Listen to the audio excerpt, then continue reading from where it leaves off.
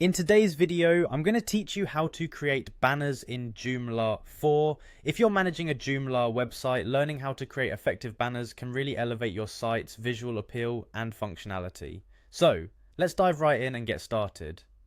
First, we need to access the Joomla backend. This is the administrative area where you can manage every aspect of your website from content to extensions. Once you're logged into the backend, find and navigate to the Components menu. In the drop-down, you should see an option for banners. Go ahead and click on it. This will take you to the Banner Manager where you can see all your existing banners and start creating new ones. To create a new banner, look for the New button and click it. This opens up a form where you can enter all the necessary details for your banner. The first thing you'll do is enter a title for your banner. Choose something descriptive so you can easily identify it later. Next, you'll need to decide on the type of banner you want to create. Joomla offers two choices, image and custom. If you select image, you'll be working with a graphic from your media library. If you prefer custom, you'll be entering HTML code to define the banner. Once you've chosen image, select an appropriate image from your media library by browsing through it. Make sure the image is visually appealing and fits the purpose of your banner.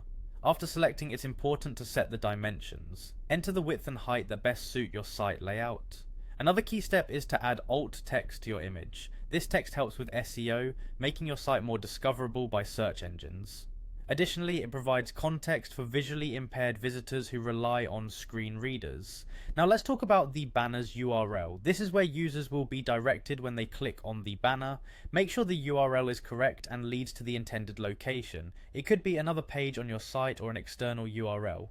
Don't forget to add a description. This provides more information about the banner's purpose and can help you manage it in the Joomla backend. If you're organizing your banners within categories, you have a chance to assign your new banner to an appropriate category here. While this step is optional, it's a good practice if you're dealing with multiple banners. To gauge how effective your banner is, select Yes to track impressions and clicks. This will give you valuable insights into how often your banner is viewed and interacted with.